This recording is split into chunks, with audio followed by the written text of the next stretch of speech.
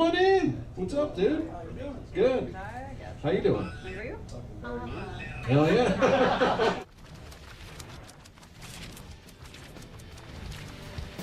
Think about it every night. Don't let this house fall down. The Lord left long ago. It is Friday of Labor Day weekend. I have a one-nighter in northern Indiana. Not sure how it's going to turn out. Hopefully good. I was hit up by this guy, wanted to book this and another show in February. Seems like a pretty decent deal if we get a turnout. It's a door deal, so hopefully I make between $200 and $250 plus merch. That will be worth it. And then I'm heading straight home after the show. It is a 3.5 hour drive, and it's also, like I said, Labor Day weekend, so traffic is a nightmare. What I did not calculate is the way in which we live is kind of in the middle of nowhere, and so the best way to go west is to go north for a while and then west, even though this is southwest of me. Ended up going north, and Michigan is huge going further up north to a place on big weekends, and this is the biggest weekend of the year to do that. Hit a shitload of traffic. I am still hitting shitloads of traffic, and I am very much going south and west. But yeah, looking forward to doing this and hitting the road. My older brother is a college football coach at Central Michigan this year, D coordinator. Shout out, Fire Up Chips. I'm gonna listen to the game on the way home. Now here's a weird thing. I got this message, booked this show, maybe a month or two after booking it. Some stuff came out about the booker, that he lied about running don't tell shows to comedians, showing up thinking it's a don't tell show and then it's not. A little sketchy, but I mean, I don't know. Sometimes you just gotta do what you gotta do to survive in here. I hope this isn't too dark, sorry. I don't know. He was beefing with another booker. That booker isn't exactly the most stable person, so you gotta take it with a grain of salt. I don't know. I try to stay out of all the comedy drama. There's so much drama in comedy because, you know, most of us are mentally ill, and you have to be to drive 3.5 hours on Labor Day weekend to make hopefully $200. Also, we as a family, my fiance, my kids and I are going up north tomorrow, so I will be driving home, hopefully getting home about 2 a.m., getting up at 6, hitting the road up there to hopefully beat the traffic so that we're not stuck in traffic. 3 hours up there, so probably be closer to 4, maybe even longer with kids, breaks. Hopefully everything works out and it'll be a fun show. I'll make money, drive home, get some sleep. I could probably take a little bit of a nap in the car tomorrow morning, so that's not bad. And then have a great weekend up north. All right, I'm gonna get back to driving because this traffic is letting up. I wasn't a standstill, which is why I started this, but now we're going 22, baby, and getting faster. Let's hope this goes well. Fingies crossed. Every guy wants his son to think he's got a big dick, but you can't make it big to show your son. It's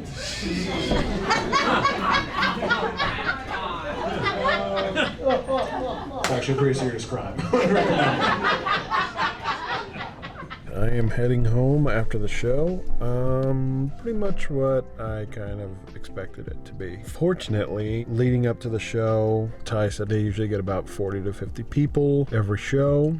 It was a door deal, which meant that I got 50% of tickets sold. I showed up at almost exactly showtime, and there were 15, 20 people there, but most of them didn't know a show was about to happen. So a lot of them left, so we pushed the show back 20 minutes. A few more people got in, so it ended up being around like 15 people performed for. But, you know, it's a bar where there's patrons already in it, so it was not really done professionally as far as like, oh, you have to pay $10 for the show now. If people walked in, they would say, hey, there's a show going on, it's $10. Some people I don't think paid. I made about $70, and when I thought I was gonna make $200 to $250. Not great. I got there and there's a guy at the bar who was like so excited for the show, and a lady next to her who did the posters for the show. She was also very excited. And throughout the show, they became the two worst people. They got very drunk. Now, the guy who was excited for the show was hanging out at the bar hours before, found out there was a comedy show, was like, oh, okay, I'm gonna stay. So he had been drinking at the bar for hours. He basically told me and Ty that he had just an open tab. He was just buying drinks for everybody. I, of course, have this 3.5 hour drive home, so I took one stage drink and kind of nursed it, and then it ended up not even finishing it. Keep it going for Ty and Armando, everybody. And the hero of the night, the guy in the blue shirt buying shots for everybody. How about him? Yeah.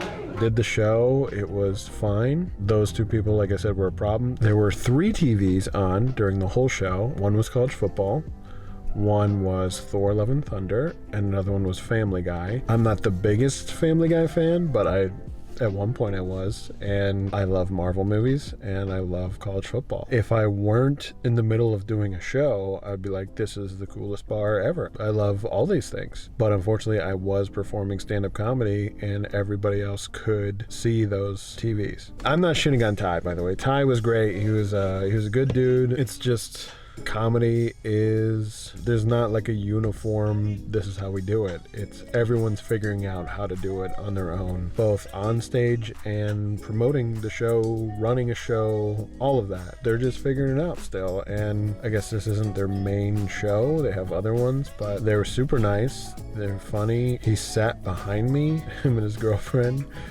for my whole set, which was kind of awkward, but they went out and smoked and stuff, and there was a back entrance to the bar which people would come in, which walked right by me, which is also not ideal.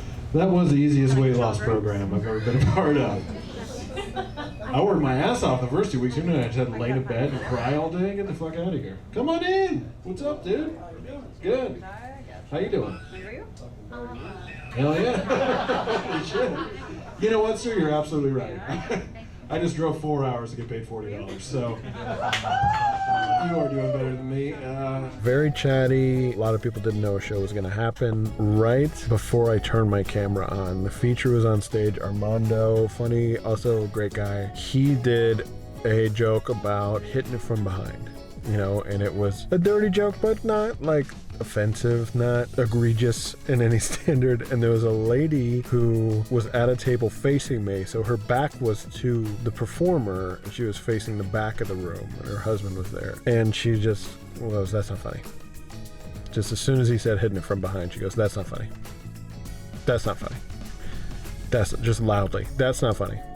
That's not funny. That's not a funny joke. That's not, like, she said it like he did a joke about killing a baby or something, but it was just a joke about hitting it from the back. And within 3 minutes, they got up and left. And I think I did record that. Human being, for the entire time that you know them, you have to try to figure them out. Like, most of the people that I know with kids don't even know how to take care of them. Watching that about to go on, I'm like, oh, this is the show that I am signed up for, so let's fucking do it. And I went up and I had fun. There were moments where the crowd was talking a lot, and I just wanted to be like, let's do this, put it in autopilot. It's so easy to do on a show like that, where it's just like, just say the material, get through it, get off stage, get your money, and leave. I fought it. Those times I would address someone in the room, I would do something just to stay in the moment and try to give the people who were listening a good show, because there were some great people. There was a guy at the bar who was really engaged and focused and laughed the whole time. There was a table in the back of 4 people who were incredible. There was a table of 3 people. One was an old guy in a reflector jacket, like he worked for the power company or something, and I think his daughter or son and their partner. And those two were great. The guy, I was aiming my whole set at that guy to try to make him laugh, and I got him to chuckle a couple of times doing like witty one-linery type stuff, but that was his cup of tea. Overall, it was fine. I'm obviously very bummed that I didn't make $200 to $250 and I made like $70. Now I have to drive home. I am listening to my brother's team, and so far they're doing great. He is the D coordinator for Central Michigan this year, so fire up, Chips. Gonna listen to that, head home, I'm going to get home about 2 in the morning, sleep for 4 hours, wake up at 6 a.m., hit the road for our family retreat. Support a local bar show, and do me a favor, if you hear one's coming up in 2 hours, wait for the next one. If you're already at the bar drinking, wait for the next one. If you are at a bar show, shut the fuck up. Don't talk, go outside. You can just go outside and have a conversation. Don't sit in the showroom, laugh and cackle and distract from a show that's going on. Because sometimes a guy is telling a very personal joke about his dead dad, and the 2 people who came up to him before the show, who told them specifically they were very excited to see him, were shit-faced, not paying attention, and having a full conversation to themselves. So keep that in mind. And with that, I'm going to leave this McDonald's parking lot. I'm going to hit the road again, listen to some college football, and have a great weekend. And I want you guys to have a great weekend. All right. I love y'all. Bye. Well, it's not like we don't try.